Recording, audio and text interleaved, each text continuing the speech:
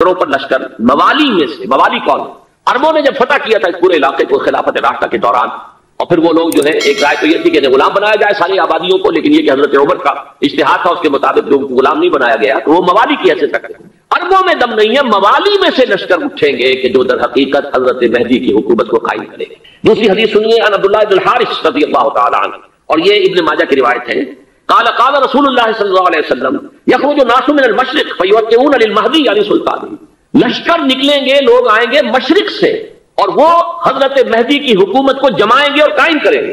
اب ذرا نوٹ کیجئے کہ جزیرہ نما عرب کے مشرق میں کون سے ملک ہیں؟ تین، ایران، افغانستان، پاکستان، یہ تین سالڈ مسلم ممالک، مسلم آبادی اکثریت۔ ویسے تو یہ کہ آگے ہندوستان میں 20 کروڑ مسلمان ہیں، لیکن وہ 20 کروڑ جو ہے وہ تو 80 کروڑ کے اندر تحلیل ہو جاتے ہیں غیر مسلموں میں، لیکن یہاں جو معاملہ ہے یہ غالب اکثریت ہے۔ ان میں سے ایران کا معاملہ جہاں تک ہے، نمبر 1 یہ کہ وہ شیعہ عقائد کے حصار میں بند ہے، اس سے ادھر ادھر ہونا اس کے لیے ممکن نہیں۔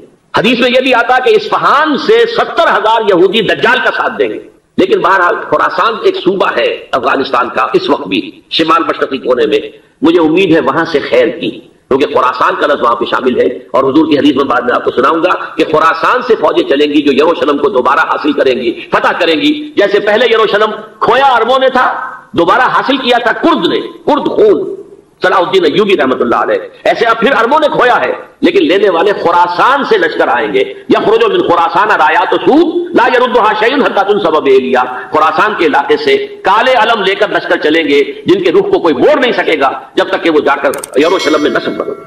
اس کے بعد نام آتا ہے پاکستان کا، یہ ہے میری اور آپ کی داستان، اور یہ ہے سبب جس کی وجہ سے کہ میں آپ سے یہ گفتگو کر رہا ہوں۔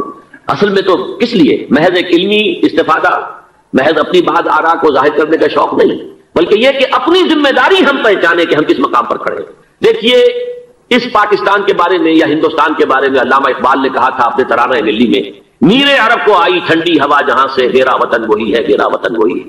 اور مجھے بتایا گیا کہ سنن ابی داؤد میں یہ روایت موجود ہے کہ حضور نے فرمایا کہ ہندوستان کی طرف سے مجھے ٹھنڈی ہوا آتی، اگرچہ مجھے وہ حدیث ابھی نہیں ملی ہے، لیکن حزب التحریر کا ایک کارڈ مجھے ملا تھا، تو اس میں اس حدیث کا اور اس میں ابن داؤد ابو داؤد کی روایت کا حوالہ موجود تھا۔ لیکن میں جو چیز آپ کو بتا چکا ہوں وہ یہ کہ الف ثانی کا پورا تجدیدی کارنامہ اس ہندوستان کی سرزمین میں ہوا۔ مجدد الف ثانی شیخ احمد سرندی، شاہ ولی اللہ دہلوی، سید احمد بریلوی، وہ تو ہمارے پاکستان میں آ کر جو ہے ان کا خون جذب ہوا ارض پاکستان میں۔ پھر شیخ الہند مولانا محمود حسن، تحریک خلافت چلی تو صرف ہندوستان میں چلی اور کہیں نہیں چلی۔ آزادی کی تحریک چلی پوری دنیا میں، وہ نیشنلزم کی بنیاد پر چلی، ملے نیشنلزم، عرب نیشنلزم، ترک نیشنلزم، ہمارے یہاں چلی تو اسلام کے نام پر پاکستان کا مطلب کیا؟ لا الہ الا اللہ۔ پھر پاکستان قائم ہوا معجزے کے طور پر، بلکہ نازل ہوا ہے لیلۃ القدر میں، انا انزلناہ فی لیلۃ القدر، جیسے قرآن نازل ہوا لیلۃ القدر میں، یہ پاکستان بھی نازل ہوا لیلۃ القدر میں۔ اس کا برقرار رہنا ابھی تک معجزہ ہے۔ ہندو یہ سمجھتا تھا، کانگریس سمجھتی تھی کہ جھٹپٹ ختم ہو جائے، پھر یہ کہ اس کا قرارداد مقاصد کا پاس ہو جانا، مزید بھی اور اضافی دفعات دستور میں آ جانا، اب کمرشل انٹرسٹ کو ربا قرار دے کر حرام قرار دینا، یہ سارے لینڈ مارکس ہیں کہ جو اشارہ کر رہے ہیں کسی چیز کی طرف، معاملہ کدھر جا رہا ہے۔ پھر یہ کہ یہ جو 14ویں صدی کے مجدد تھے شیخ الہند، اس کے بعد سے کچھ بساط جو ہے حزب اللہ کی انہوں نے لپیٹ دی، پھر مولانا مودودی آئے، انہوں نے وہ دور جو ہے اس کا سرا تھاما، جماعت اسلامی قائم کی حکومت الہیہ ہی کے قیام کے لیے، اگرچہ میرے نزدیک یہ کہ وہ انتخابی اور ایک قومی سیاست کی ایک جماعت بن کر پاکستان میں جو ہے دلدل میں پھنس گئی ہے، اب ہم اس کی کوشش کر رہے ہیں، تنظیم اسلامی اور یہ تحریک خلافت جس کے تحت یہ جلسہ ہو رہا ہے، یہ ساری چیزیں وہ ہیں کہ آپ کو سوائے پاکستان کے اور کہیں نہیں ملے گی پوری دنیا۔ معلوم ہوتا ہے کہ پاکستان کو بہت بڑا رول پلے کرنا ہے اس میں، اور اس کے ساتھ اب جمع کر لیجئے افغانستان کی عمارت افغانستان، اسلامی عمارت افغانستان قائم ہو چکی ہے۔ یہ پچھلے 20 سالوں میں جو کچھ وہاں ہوتا رہا ہے اس سے پہلے تصور نہیں ہو سکتا تھا۔ کابل جو ہے وہ تو جیسے پیرس کا تمدن تھا ویسے کابل کا تھا، وہی لباس، وہی اسکرٹس۔ یہاں جب آئے تھے شاہ ظاہر شاہ سرکاری دورے پر تو ان کی جو ملکہ صاحبہ تھی ان کے ساتھ اسکرٹ میں ملبوس تھی۔ کابل جو ہے وہ بالکل ایک پیرس کی طرح کا شہر تھا۔ آج کابل جو ہے جا کر دیکھیے، علامہ اقبال کے فرزند بھی دیکھ کر آئے ہیں، تو اگرچہ وہ خود میں سمجھتا ہوں کہ خاصے انہیں آپ لبرل کہیں، آزاد خیال کہیں، لیکن اس درجے متاثر ہو کر آئے تھے کہ انہوں نے یہ کہا افغانستان میں جو میں نے حالات دیکھے ہیں کہ اگر 2-4 اور مسلمان ملکوں کے اندر یہ نظام قائم ہو جائے تو پوری دنیا مسلمان ہو جائے۔ یہ سب کچھ کیسے ہو رہا ہے؟ یہ آنے والے دور کی جھلکیاں ہیں۔ Coming events are casting their shadows before.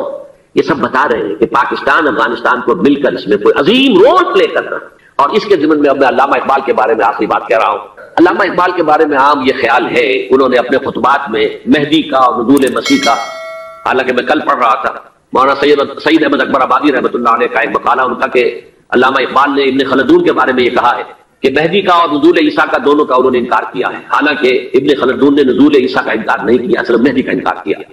بہرحال علامہ اقبال نے خود بات میں انکار کیا، لیکن یہ کہ اپنی شاعری کے اندر میں چیلنج کرتا ہوں کسی بڑے سے بڑے اقبال شناس کو، ان کا یہ شعر ذرا سنیے: خضر وقت از خلوت دشت حجاز آیت برو، کارواں زی وادی دور و دراز آیت برو۔ خضر وقت، امام وقت، رہنمائے وقت، قائد وقت، خلوت دشت حجاز، حجاز کی صحرا کی کسی خلوت گزینی سے نکل کر باہر آئیں گے۔ میں حیران ہوتا ہوں علامہ کے اس فکر پر اور اس مصرے پر۔ یہاں انہوں نے شیعہ اور سنی دونوں کے کانسیپٹ جمع کر دیے۔ شیعہ کا کانسیپٹ یہ چھپے ہوئے کسی غار میں وہاں سے برآمد ہوں گے، اور ہمارا کانسیپٹ ہے ام سلمہ رضی اللہ تعالیٰ عنہ کی حدیث سنا چکا، چھپے ہوئے ہوں گے وہ وہاں پر، مدینے سے نکل کر آ کر مکے میں چھپ جائیں گے۔ اس خانہ جنگی کی حالت میں لوگ ان کی طرف دیکھ رہے ہوں گے، سوچتے ہوں گے انہیں میدان میں آنا چاہیے، کوئی پارٹ پلے کرنا چاہیے، امت کی رہنمائی کرنی چاہیے، لیکن وہ چھپیں گے، وہ کارے ہوں گے، وہ اس ذمہ داری کو قبول نہیں کرنا چاہیں گے، جا کے چھپ جائیں گے مکے میں، وہاں سے مکے والے انہیں نکالیں گے، اور وہ کارے ہوں گے، انہیں بالکل یہ پسند نہیں ہوگا کہ یہ ذمہ داری اٹھائیں۔ تو خضر وقت خلوت دشت حجاز آیت برو، کارواں زی وادی دور و دراز آیت برو، کارواں جو چلے گا ان کی مدد کے لیے اس وادی دور و دراز، اس زی عظیم وادی دور و دراز، یہ وادی سندھ ہے۔ وادی سندھ جو ہے ہم سمجھتے ہیں کہ صرف یہ پاکستان اور پنجاب جو ہے یہ اس میں شامل ہے، سندھ اور پنجاب نہیں، افغانستان کا پورا مشرقی علاقہ اس میں شامل ہے۔ جیسے دریائے جہلم سندھ میں جا رہا ہے، جیسے دریائے گلگت سندھ میں آ کر ملتا ہے، جیسے دریائے چناب اور راوی اور جہلم اور یہ سب جا رہے ہیں اور آ رہے ہیں، اسی طرح دریائے کابل کہاں سے آ رہا ہے، دریائے گومل کہاں سے آ رہا ہے، ٹوٹی کہاں سے آ رہا ہے، یہ سارا جو ہے ڈرین جو ہو رہا ہے ایسٹرن جو ہے پارٹ آف افغانستان، یہ سب وادی ہے۔ اس وادی کے یہ دو حصے ہیں، ایک حصہ جو ہے یہ ادھر پاکستان میں ہے اور اسی وادی کا دوسرا حصہ جو ہے وہ افغانستان میں ہے۔ کارواں زی وادی دور و دراز آیت برو، کارواں چلے گا یہاں سے، یخرج ناس من المشرق یؤتون للمہدی یعنی سلطان ہی، مشرق سے فوجیں چلیں گی کہ جو مہدی کی حکومت قائم کریں گی، اور یخرج من خراسان رایات و سود، اور خراسان سے سیاہ پرچم چلیں گے کہ جن کا رخ کوئی موڑ نہیں سکے گا، حتیٰ تنصب بیلیا، یہاں تک کہ وہ جا کر یروشلم کے اندر نصب ہو جائے گا۔ حضرات میں ایک میری گفتگو کا حصہ باقی تھا لیکن میں اسے چھوڑ رہا ہوں، اس لیے کہ گلوبلائزیشن جو اس کی ہوگی، جو خلافت علی منہاج النبوہ کی تجدید کامل حضرت مہدی کے ہاتھوں عرب میں ہوگی، اس سے پہلے اس کے لیے محنت، کوشش، جد و جہد پاکستان اور افغانستان میں ہو چکی ہوگی جو اسے سپورٹ کرے گی اور وہاں جا کر حکومت قائم کرے گی۔ اس کے بعد گلوبلائزیشن کا جو مرحلہ اس کا ہے وہ حضرت مہدی کے ہاتھوں نہیں ہے، وہ حضرت عیسیٰ ابن مریم ان کے نزول کے بعد ہے، جن کے نزول کے بعد دجال کا خاتمہ ہوگا اور یہودیوں کا استحصال ہوگا، مسلمانوں پر بھی بڑی تکالیف عربوں پر آئیں گی، شدائد آئیں گے، لیکن یہ وہ میں حصہ جو اپنی گفتگو کا آج چھوڑ رہا ہوں اس لیے کہ میں دیکھ رہا ہوں کہ بعض حضرات کا صبر کا پیمانہ اب لبریز ہو رہا ہے، تو میں اس حصے کو پھر ملتوی رکھتا ہوں کسی دوسری محفلوں، کسی دوسری مجلس اور نشست پر۔ لیکن یہ کہ امام مہدی کی حکومت قائم کرنے کے لیے کون لوگ آئیں گے؟ عرب جو ہیں وہ اندر سے کھوکھلے ہو چکے ہیں، عیاشی نے، دولت نے، پیسے نے، دولت، پیسہ، عیاشی، اس کی وجہ سے کھوکھلے ہوئے۔ یہاں میں آپ کو دو حدیثیں سنانا چاہتا ہوں، بہت سے ہوئے، آپ اطمینان سے تشریف رکھیے، بہت ہوگی بات ہوگی، آپ اس طرح صبر سے سن لیجیے، میں اب تقریباً اپنی گفتگو کے اختتام تک پہنچ رہا ہوں۔ سنن ابن ماجہ کی روایت ہے حضرت ابو ہریرہ سے رضی اللہ تعالی عنہ قال قال رسول اللہ صلی اللہ علیہ وسلم اذا وقعت الملاحم بعث اللہ بعثا من الموالی هم اکرم العرب فرسا واجودہ سلاحا یوید اللہ بہم الدین، رواہ ابن ماجہ عن ابی ہریرہ رضی اللہ تعالی عنہ۔ جب ملاحم کا دور شروع ہوگا تو اللہ تعالیٰ اٹھائے گا ایک لشکر یا لشکروں پر لشکر موالی میں سے۔ موالی کون؟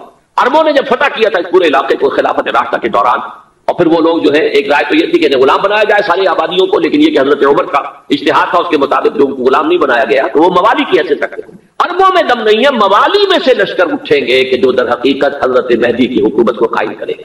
دوسری حدیث سنیے، عن عبداللہ بن الحارث رضی اللہ تعالی عنہ، اور یہ ابن ماجہ کی روایت ہے، قال قال رسول اللہ صلی اللہ علیہ وسلم یخرج الناس من المشرق فیوتئون للمہدی یعنی سلطان، لشکر نکلیں گے، لوگ آئیں گے مشرق سے اور وہ حضرت مہدی کی حکومت کو جمائیں گے اور قائم کریں گے۔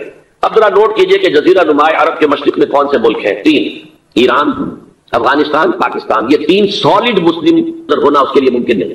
حدیث میں یہ بھی آتا کہ اصفہان سے 70,000 یہودی دجال کا ساتھ دیں گے، لیکن بہرحال خراسان ایک صوبہ ہے افغانستان کا اس وقت بھی شمال مشرقی کونے میں، مجھے امید ہے وہاں سے خیر کی، کیونکہ خراسان کا لفظ وہاں پہ شامل ہے، اور حضور کی حدیث میں بعد میں آپ کو سناؤں گا کہ خراسان سے فوجیں چلیں گی جو یروشلم کو دوبارہ حاصل کریں گی، فتح کریں گی، جیسے پہلے یروشلم کھویا عربوں نے تھا، دوبارہ حاصل کیا تھا کرد نے، کرد خون صلاح الدین ایوبی رحمۃ اللہ علیہ. ایسے اب پھر عربوں نے کھویا ہے، لیکن لینے والے خراسان سے لشکر آئیں گے. یخرج من خراسان رایات سود لا يردها شیء حتی تنصب بإیلیا. خراسان کے علاقے سے کالے علم لے کر لشکر چلیں گے جن کے رخ کو کوئی موڑ نہیں سکے گا جب تک کہ وہ جا کر یروشلم میں نصب نہ ہو.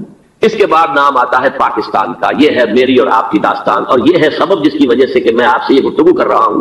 اصل میں تو کس لیے؟ محض ایک علمی استفادہ، محض اپنی بعض آراء کو ظاہر کرنے کا شوق نہیں، بلکہ یہ کہ اپنی ذمہ داری ہم پہچانے کہ ہم کس مقام پر کھڑے ہیں. دیکھیے اس پاکستان کے بارے میں یا ہندوستان کے بارے میں علامہ اقبال نے کہا تھا اپنے ترانہ ملی میں، میر عرب کو آئی ٹھنڈی ہوا جہاں سے، میرا وطن وہی ہے، میرا وطن وہی ہے. اور مجھے بتایا گیا کہ سنن ابی داؤد میں یہ روایت موجود ہے کہ حضور نے فرمایا کہ ہندوستان کی طرف سے مجھے ٹھنڈی ہوا آتی، اگرچہ مجھے وہ حدیث ابھی نہیں ملی ہے، لیکن حزب التحریر کا ایک کارڈ مجھے ملا تھا، تو اس میں اس حدیث کا اور اس میں ابن داؤد ابو داؤد کی روایت کا حوالہ موجود تھا. لیکن میں جو چیز آپ کو بتا چکا ہوں وہ یہ کہ الف ثانی کا پورا تجدیدی کارنامہ اس ہندوستان کی سرزمین میں ہوا. مجدد الف ثانی شیخ احمد کرندی، شاہ ولی اللہ دہلوی، سید احمد بریلوی، وہ تو ہمارے پاکستان میں آ کر جو ہے ان کا خون جذب ہوا ارض پاکستان میں. پھر شیخ الہند مولانا محمود حسن. تحریک خلافت چلی تو صرف ہندوستان میں چلی اور کہیں نہیں چلی. آزادی کی تحریک چلی پوری دنیا میں، وہ نیشنلزم کی بنیاد پر چلی، ملے نیشنلزم، عرب نیشنلزم، ترک نیشنلزم. ہمارے یہاں چلی تو اسلام کے نام پر. پاکستان کا مطلب کیا؟ لا الہ الا اللہ. پھر پاکستان قائم ہوا معجزے کے طور پر، بلکہ نازل ہوا ہے لیلۃ القدر میں. انا انزلناہ فی لیلۃ القدر، جیسے قرآن نازل ہوا لیلۃ القدر میں، یہ پاکستان بھی نازل ہوا لیلۃ القدر میں. اس کا برقرار رہنا ابھی تک معجزہ ہے. ہندو یہ سمجھتا تھا، کانگریس سمجھتی تھی کہ جھٹپٹ ختم ہو جائے. پھر یہ کہ اس کا قرارداد مقاصد کا پاس ہو جانا، مزید بھی اور اضافی دفعات دستور میں آ جانا، اب کمرشل انٹرسٹ کو ربا قرار دے کر حرام قرار دینا، یہ سارے لینڈ مارکس ہیں کہ جو اشارہ کر رہے ہیں کسی چیز کی طرف. معاملہ کدھر جا رہا ہے؟ پھر یہ کہ یہ جو 14ویں صدی کے مجدد تھے شیخ الہند، اس کے بعد سے کچھ ایسی شخصیتیں عظیم پیدا ہوئی ہیں ہند میں جن کو میں سمجھتا ہوں کہ 14ویں صدی کے مجدد اور 15ویں صدی کے مجدد کے درمیان یہ 15ویں صدی کے مجدد کی راہ کو سیدھا کرنے والے، جیسے کہ حضرت یحییٰ نے کہا تھا میں تو آنے والے کا راستہ سیدھا کر رہا ہوں حضرت عیسیٰ کے لیے. ایسے ہی یہ کہ علامہ اقبال کے بعد تعبیر جو ہے اسلام کی وہ ابوالکلام نے کی، لیکن روایتی علماء کی شدید مخالفت کی وجہ سے وہ بدل ہو کر چھوڑ گئے، کانگریس میں شامل ہو گئے. بساط جو ہے حزب اللہ کی انہوں نے لپیٹ دی. پھر مولانا مودودی آئے، انہوں نے وہ دور جو ہے اس کا سرا تھاما، جماعت اسلامی قائم کی حکومت الہیہ ہی کے قیام کے لیے. اگرچہ میرے نزدیک یہ کہ وہ انتخابی اور ایک قومی سیاست کی ایک جماعت بن کر پاکستان میں جو ہے دلدل میں پھنس گئی ہے. اب ہم اس کی کوشش کر رہے ہیں، تنظیم اسلامی اور یہ تحریک خلافت جس کے تحت یہ جلسہ ہو رہا ہے. یہ ساری چیزیں وہ ہیں کہ آپ کو سوائے پاکستان کے اور کہیں نہیں ملے گی پوری دنیا. معلوم ہوتا ہے کہ پاکستان کو بہت بڑا رول پلے کرنا ہے اس میں. اور اس کے ساتھ اب جمع کر لیجئے افغانستان کی عمارت افغانستان، اسلامی عمارت افغانستان قائم ہو چکی ہے. یہ پچھلے 20 سالوں میں جو کچھ وہاں ہوتا رہا ہے اس سے پہلے تصور نہیں ہو سکتا تھا. کابل جو ہے وہ تو جیسے پیرس کا تمدن تھا ویسے کابل کا تھا، وہی لباس، وہی اسکرٹس. یہاں جب آئے تھے شاہ ظاہر شاہ سرکاری دورے پر تو ان کی جو ملکہ صاحبہ تھی ان کے ساتھ اسکرٹ میں ملبوس تھی. کابل جو ہے وہ بالکل ایک پیرس کی طرح کا شہر تھا. آج کابل جو ہے جا کر دیکھیے، علامہ اقبال کے فرزند بھی دیکھ کر آئے ہیں، تو اگرچہ وہ خود میں سمجھتا ہوں کہ خاصے انہیں آپ لبرل کہیں، آزاد خیال کہیں، لیکن اس درجے متاثر ہو کر آئے تھے کہ انہوں نے یہ کہا افغانستان میں جو میں نے حالات دیکھے ہیں کہ اگر 2-4 اور مسلمان ملکوں کے اندر یہ نظام قائم ہو جائے تو پوری دنیا مسلمان ہو جائے. یہ سب کچھ کیسے ہو رہا ہے؟ یہ آنے والے دور کی جھلکیاں ہیں. Coming events are casting their shadows before. یہ سب بتا رہے ہیں کہ پاکستان افغانستان کو مل کر اس میں کوئی عظیم رول پلے کرنا. اور اس کے ضمن میں اب میں علامہ اقبال کے بارے میں آخری بات کہہ رہا ہوں. علامہ اقبال کے بارے میں عام یہ خیال ہے، انہوں نے اپنے خطبات میں مہدی کا اور نزول مسیح کا، حالانکہ میں کل پڑھ رہا تھا مولانا سید احمد اکبر آبادی رحمۃ اللہ علیہ کا ایک مقالہ ان کا کہ علامہ اقبال نے ابن خلدون کے بارے میں یہ کہا ہے کہ مہدی کا اور نزول عیسیٰ کا دونوں کا انہوں نے انکار کیا ہے، حالانکہ ابن خلدون نے نزول عیسیٰ کا انکار نہیں کیا، صرف مہدی کا انکار کیا ہے. بہرحال علامہ اقبال نے خطبات میں انکار کیا ہے.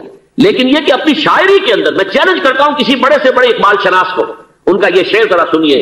خضر وقت از خلوت دشت حجاز آید بروں، کارواں زی وادی دور و دراز آید بروں.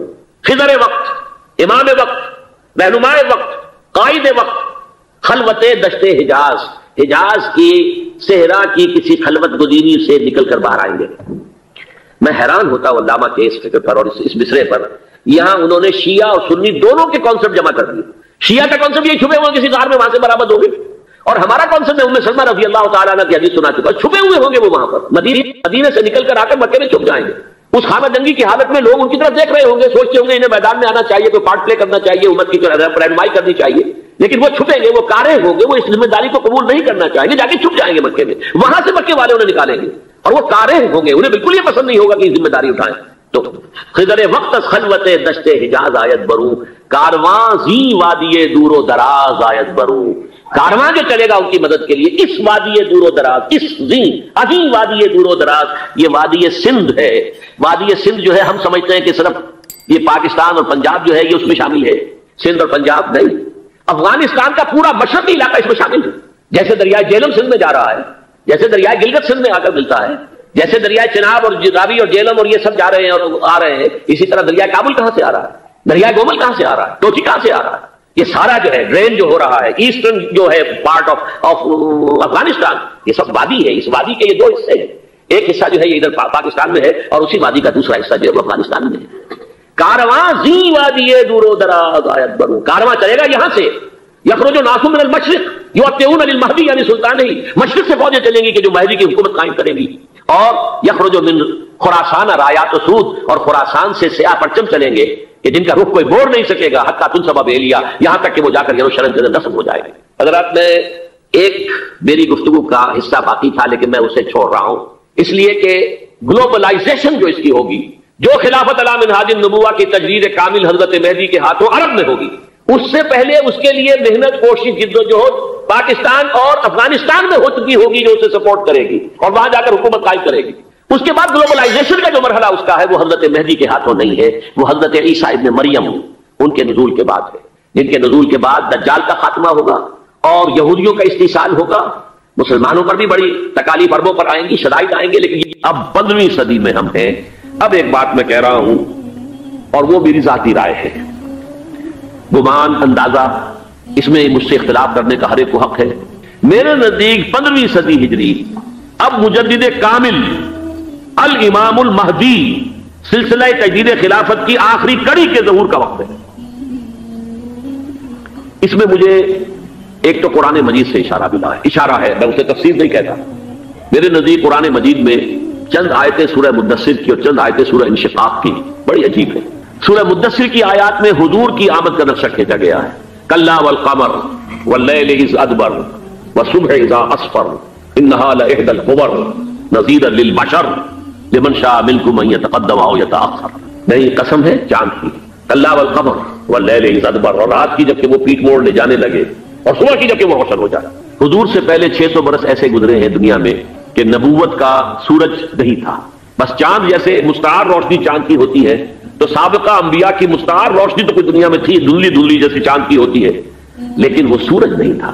لیکن اب وہ رات ختم ہو رہی ہے، وہ لیل اذ ادبر جا رہی ہے، محمد صلی اللہ علیہ وسلم کا سورج، یہ شمس نبوت و رسالت طلوع ہو گیا، والصبح اذا اسفر انہا لإحدى الکبر۔ بہت بڑی کو 1000 سال لگے ہیں، یہ عمارت جو محمد نے بنائی تھی ایک دن میں نہیں گر گئی صلی اللہ علیہ وسلم۔ کھنڈر بتا رہے ہیں عمارت عظیم تھی، 1000 سال کے بعد پھر یورپ کے سیلاب نے آ کر اس کو گرایا ہے اور ختم کیا ہے، ورنہ 1000 سال تک سطوت و شوکت کے ساتھ امت مسلمہ تو موجود رہی ہے، چاہے اسلام جو ہے وہ حکومت کی سطح پر موجود نہیں تھا۔ بہرحال اب جو اس کا دور آیا ہے دوبارہ خلافت علی منہاج النبوہ کا دور، اس کا نقشہ سورہ انشقاق میں کھینچا گیا ہے، فلا اقسم بالشفق۔ اب دیکھیے سورج غروب ہو گیا، حضور کی بعثت کے وقت وہ سورج رسالت طلوع ہوا تھا، اب وہ سورج غروب ہو چکا ہے۔ سورج کے غروب ہونے کے بعد صرف روشنی رہ جاتی ہے شفق کی، سرخ سی، بس وہی باقی رہ گئی، باقی کیا رہ گیا؟ بدا الاسلام غریبا ویسعود کما بدا فطوبی للغرباء فلا اقسم بالشفق واللیل وما وسق۔ رات کی سی تاریکی ہے اور جو کچھ اس نے اپنے اندر جمع کر لیا ہے، والقمر اذا اتسق، اور قسم ہے چاند کی جب کہ وہ بھر جائے۔ پورا بھرتا ہے کتنے دنوں میں؟ 14 دن میں۔ اور 14 صدیوں کے بعد اب پہلی صدی کا جس نے کہ تجدید کامل کی عمر بن عبدالعزیز، 14 صدیوں کے بعد اب 15ویں صدی میں الامام المہدی کے ظہور کا وقت قریب ہے۔ اب جو کچھ مجھے حضرت امام المہدی کے بارے میں کہنا ہے، دوبارہ اپنی بات دہرا رہا ہوں، یہ میرا ذاتی گمان ہے، اختلاف کیا جا سکتا ہے۔ میرا گمان یہ ہے کہ یہ اب جو مجدد آئیں گے وہ حضرت مہدی ہوں گے۔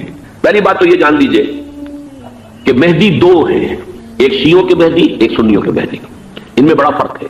شیعہ حضرات مہدی کو مانتے ہیں، وہ ان کے 12ویں امام ہیں، ان کے عقیدے کے مطابق انہیں پیدا ہونے کے فوراً بعد اس اندیشے سے کہ انہیں قتل کر دیا جائے گا ایک غار میں چھپا دیا گیا تھا۔ تقریباً 1200 برس سے وہ اس غار کے اندر ہیں، وہ روپوش ہیں، چھپے ہوئے ہیں، اسی لیے انہیں امام غائب کہا جاتا ہے، اور اب ان کا انتظار ہو رہا ہے اس لیے انہیں امام منتظر بھی کہا جاتا ہے۔ اس لیے شیعوں کے دارالعلوم جو ہوتے ہیں، دارالعلوم المنتظر، وہ اس لیے کہ ان کا انتظار کیا جا رہا ہے. تو یہ ہے، اب وہ ان کا خیال ہے کہ آخری دور میں، آخری زمانے میں وہ ظاہر ہو جائیں گے، غار سے نکل آئیں گے. دیکھیے میں اس عقیدے کو اس بنا پر رد نہیں کرتا کہ یہ ناممکن ہے کہ کیسے کوئی شخص جو ہے 1200 برس تک کسی غار کے اندر زندہ رہ سکتا ہے. نہیں، میں سمجھتا ہوں ممکن ہے. 300 برس تک اصحاب کہف رہے کہ نہیں رہے؟ سوئے رہے. 300 ایئرس ہم مانتے ہیں. حضرت عیسیٰ اسی حیات عرضی کے ساتھ 2000 سال سے موجود ہیں آسمان پہ کہ نہیں؟ آپ کو معلوم ہے حضرت عزیر 100 برس تک مرنے کے بعد دوبارہ زندہ کر دیے گئے. فَأَمَاتَهُ اللَّهُ مِئَةَ عَامٍ ثُمَّ بَعَثَهُ. تو ناممکنات میں سے کوئی سوال پیدا نہیں ہوتا. لیکن یہ کہ آیا کوئی امامت معصومہ کا تصور قرآن اور حدیث سے ہمیں ملتا ہے؟ پھر یہ کہ یہ موروثی امامت کہ حضرت علی کی نسل جو حضرت فاطمہ سے چلی ہے اسی میں یہ امامت ہوگی، اس کے لیے ہمارے پاس کوئی دلیل نہیں ہے. ہم اس کو تسلیم نہیں کرتے. ہم تو سمجھتے ہیں کہ معصومیت ختم ہو گئی محمد الرسول اللہ صلی اللہ علیہ وسلم پر. خاتم المعصومین ہے محمد الرسول اللہ. اب ان کے بعد تو اجتہاد ہے اور خلافت ہے. عام معاملات میں اجتہاد ہوگا، نظام خلافت کا ہوگا. تو ہمارے نزدیک جو میں جس مہدی کا نام لے رہا ہوں وہ مہدی ہے جو ایک مجدد ہوں گے، جیسے کہ مجددین کے نام میں نے آپ کو گنوائے. مرزا الفسانی ہو، شاہ ولی اللہ ہو، سید احمد بریلوی ہو، شیخ الہند ہو، ایک ہوں گے انسان جو پیدا ہوں گے انسانوں کی طرح عام طور پر اپنی عمر کو پختگی کو پہنچیں گے، پھر وہ سامنے آئیں گے منظر پر، پھر وہ کام کریں گے، قیادت کریں گے. عرب میں ان کا ظہور ہوگا. دوسری بات یہ نوٹ کر لیجئے حضرت مہدی کے بارے میں، ہمارے ہاں احادیث کے جو مجموعے ہیں، وہ جو ٹاپ کے 2 مجموعے ہیں، ان میں کہیں حضرت مہدی کا ذکر نہیں ہے، نہ صحیح بخاری میں نہ صحیح مسلم میں.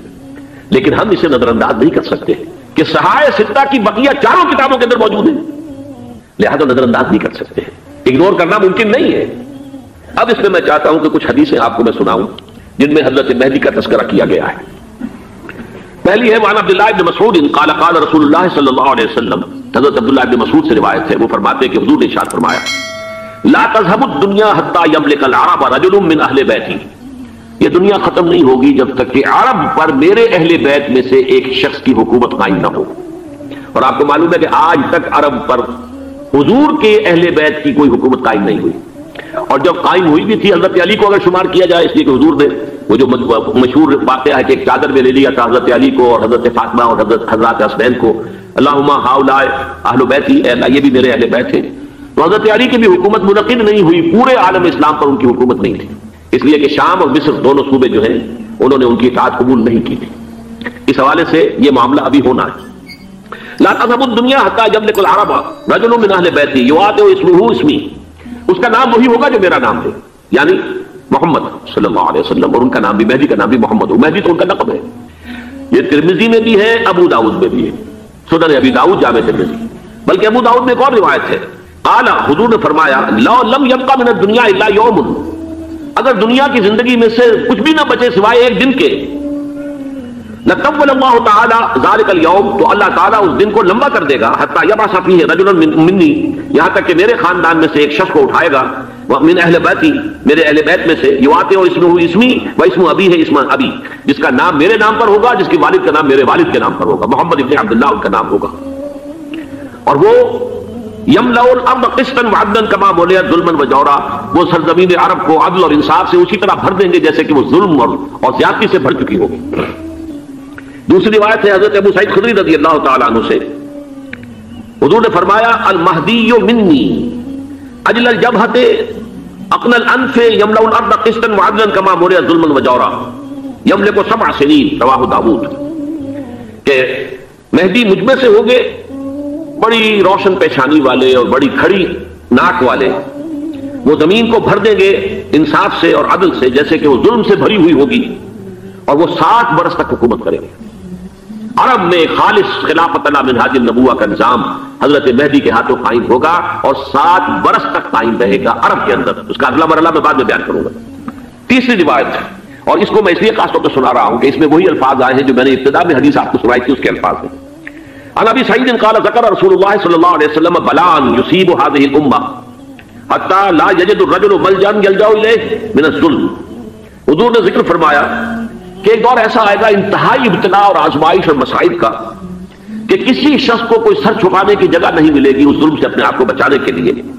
فیبعث اللہ رجلا من عتمتی واہل بیتی، تو پھر اللہ میرے خاندان میں سے، میرے اہل بیت میں سے اٹھائے گا ایک شخص کو، فیملأ بہ الارض قسطا وعدلا، اور اس کے ذریعے سے اللہ تعالیٰ زمین کو عدل و قسط سے بھر دے گا.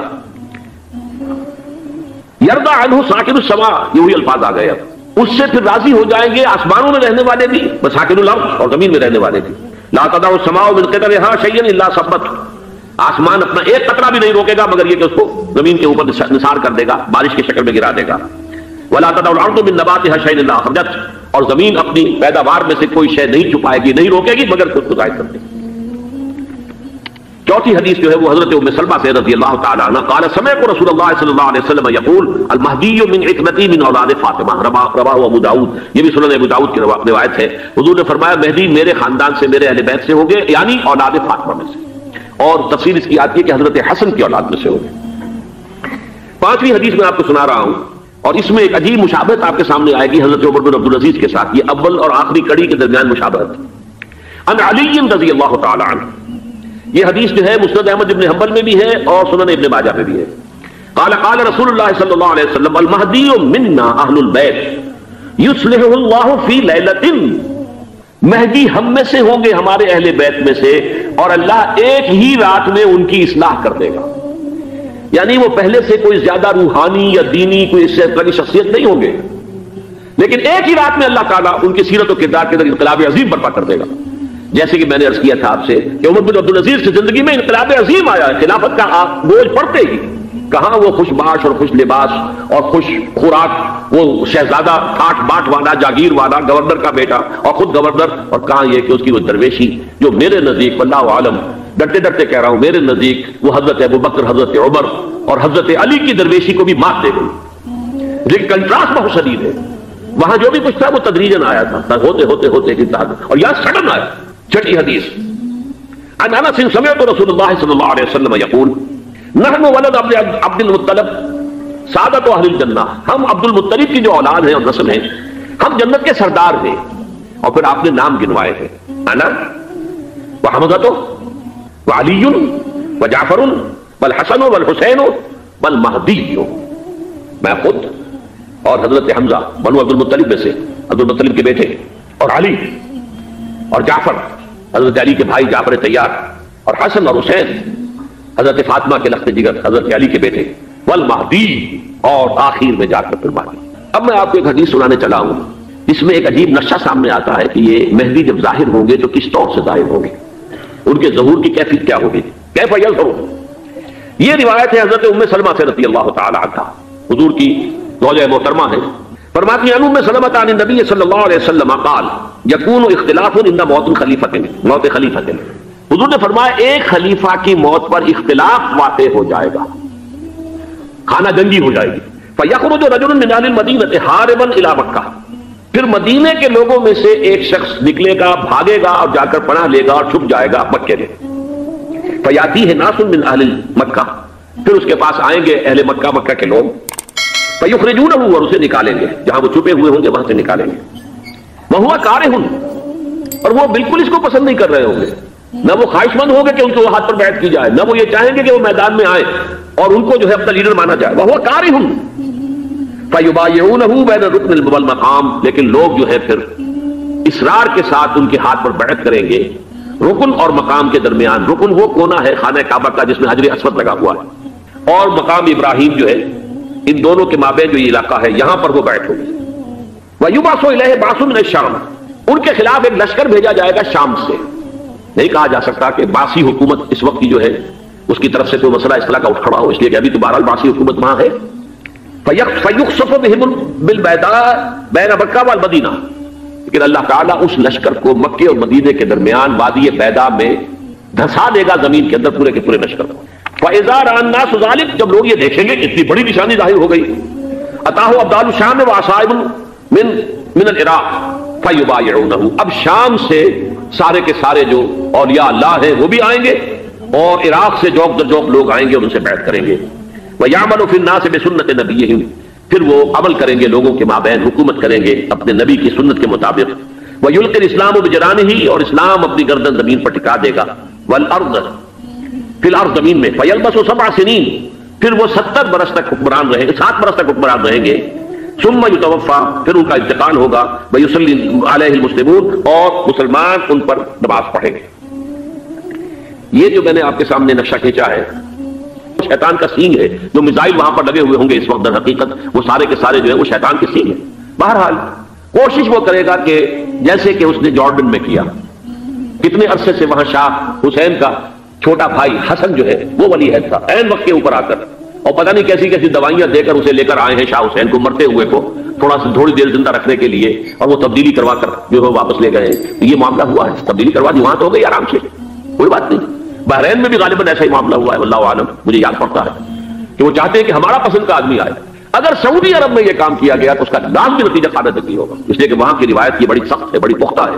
پھر یہ کہ وہاں جو ہے امیر عبداللہ جو ہے، جو وہاں پر اگرچہ سپہ سالار وہ نہیں ہے، کمانڈر ان چیف وہ نہیں ہے، کمانڈر ان چیف تو کوئی اور ہے، لیکن الحرس الوطنی جو ہے نیشنل گارڈ بہت بڑی فورس ہے. وہ اصل بیڈوین فورس جو ہے صحرا کے لوگوں کی، عرب فورس، وہ در حقیقت الحرس الوطنی ہے، نیشنل گارڈ ہے، اور اس کا کمانڈر ان چیف یہ ہے امیر عبداللہ.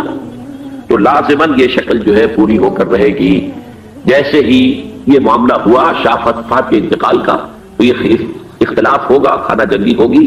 پھر کوئی اللہ کا بندہ جو ہوگا، میرے نزدیک میں آج سے کوئی 6-7 سال پہلے سالانہ اجتماع تھا تنظیم اسلامی کا راولپنڈی میں، میں نے اس وقت وہاں کہا تھا، اسے ذرا اخبارات میں بھی کچھ وہ کنٹروورسی آئی تھی کہ میرے نزدیک امام مہدی پیدا ہو چکے ہیں، ان کے ظہور کا وقت قریب ہے.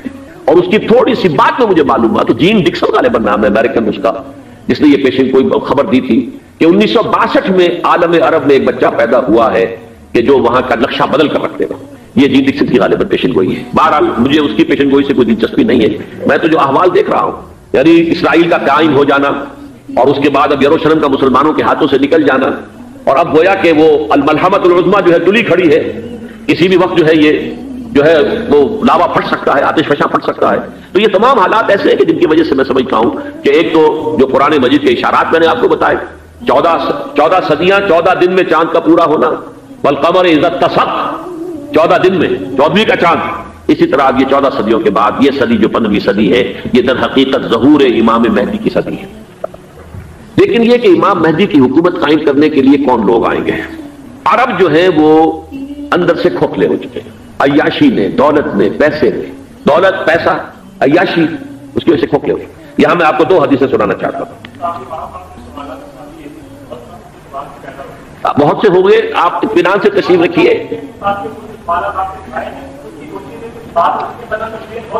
بہت ہوگی، بات ہوگی، آپ اس اتنا صبر سے سن لیجئے. میں اب تقریباً اپنی گفتگو کے اختتام تک پہنچ رہا ہوں. سنن ابن ماجہ کی روایت ہے حضرت ابو ہریرہ سے رضی اللہ تعالی عنہ، قال قال رسول اللہ صلی اللہ علیہ وسلم اذا وقعت الملاحم بعث اللہ بعثا من الموالی هم اکرم العرب فرسا واجودهم سلاحا یوید اللہ بهم الدین. رواہ ابن ماجہ عن ابی ہریرہ رضی اللہ تعالی عنہ. جب ملاحم کا دور شروع ہوگا تو اللہ تعالیٰ اٹھائے گا ایک لشکر یا لشکروں پر لشکر موالی میں سے. موالی کون ہے؟ عربوں نے جب فتح کیا تھا اس پورے علاقے کو خلافت راشدہ کے دوران، اور پھر وہ لوگ جو ہے ایک رائے تو یہ تھی کہ غلام بنایا جائے ساری آبادیوں کو، لیکن یہ کہ حضرت عمر کا اجتہاد تھا اس کے مطابق کہ ان کو غلام نہیں بنایا گیا، تو وہ موالی کی حیثیت رکھتے ہیں. عربوں میں دم نہیں ہے، موالی میں سے لشکر اٹھیں گے کہ جو در حقیقت حضرت مہدی کی حکومت کو قائم کریں گے. دوسری حدیث سنیے عن عبداللہ بن الحارث رضی اللہ تعالی عنہ، اور یہ ابن ماجہ کی روایت ہے. قال قال رسول اللہ صلی اللہ علیہ وسلم یخرج الناس من المشرق فیوطئون للمہدی یعنی سلطانی.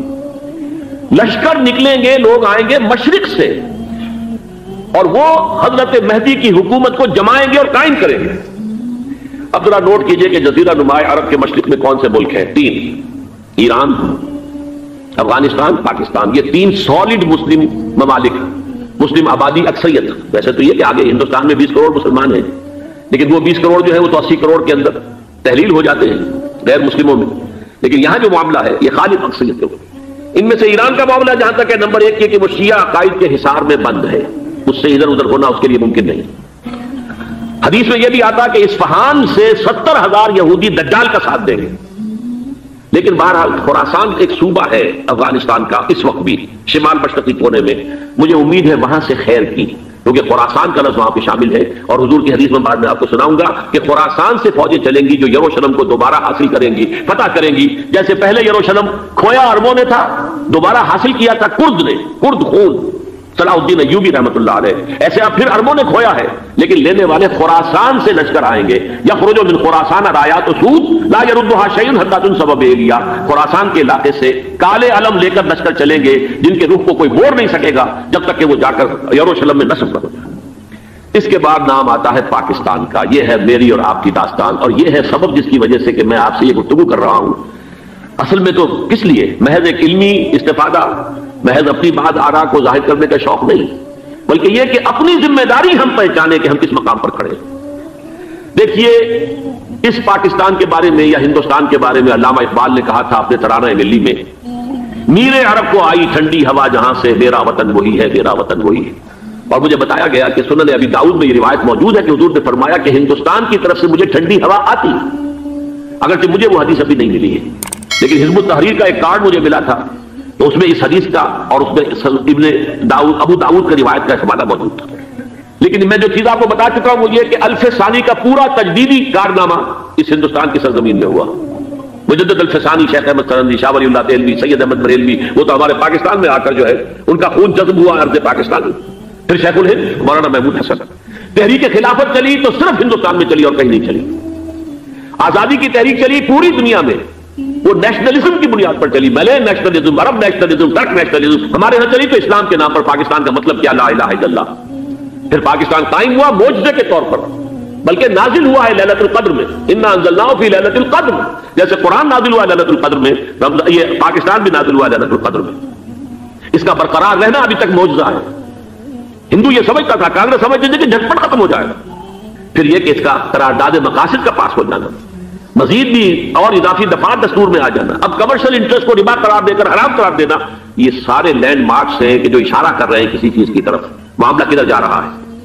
پھر یہ کہ یہ جو 14ویں صدی کے مجدد تھے شیخ الہند، اس کے بعد سے کچھ ایسی شخصیتیں عظیم پیدا ہوئی ہیں ہند میں جن کو میں سمجھتا ہوں کہ 14ویں صدی کے مجدد اور 15ویں صدی کے مجدد کے درمیان یہ 15ویں صدی کے مجدد کی راہ کو سیدھا کرنے والے، جیسے کہ حضرت یحییٰ نے کہا تھا میں تو آنے والے کا راستہ سیدھا کر رہا ہوں حضرت عیسیٰ کے لیے، ایسے ہی 15ویں صدی کے لیے امام مہدی کے لیے راستہ صاف کرنے والے سب سے پہلے علامہ اقبال، جنہوں نے اسلام کا تصور دین کی حیثیت سے دوبارہ زندہ کیا ہے، ورنہ اسلام ایک مذہب کی شکل اختیار کر چکا تھا.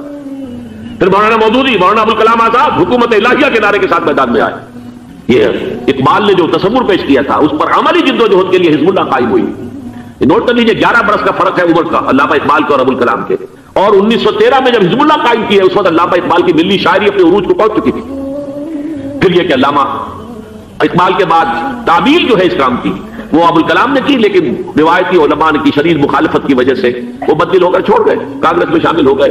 بساط جو ہے حزب اللہ کی انہوں نے لپیٹ دی. پھر مولانا مودودی آئے، انہوں نے وہ ڈور جو ہے اس کا سرا تھاما، جماعت اسلامی قائم کی حکومت الہیہ ہی کے قیام کے لیے. اگرچہ میرے نزدیک یہ کہ وہ انتخابی اور ایک قومی سیاست کی ایک جماعت بن کر پاکستان میں جو ہے دلدل میں پھنس گئی ہے. اب ہم اس کی کوشش کر رہے ہیں تنظیم اسلامی اور یہ تحریک خلافت جس کے تحت یہ جلسہ ہو رہا ہے. یہ ساری چیزیں وہ ہیں کہ آپ کو سوائے پاکستان کے اور کہیں نہیں ملیں گی پوری دنیا میں. معلوم ہوتا ہے کہ پاکستان کو بہت بڑا رول پلے کرنا ہے اس میں. اور اس کے ساتھ اب جمع کر لیجئے افغانستان کی عمارت افغانستان، اسلامی عمارت افغانستان قائم ہو چکی ہے. یہ پچھلے 20 سالوں میں جو کچھ وہاں ہوتا رہا ہے اس سے پہلے تو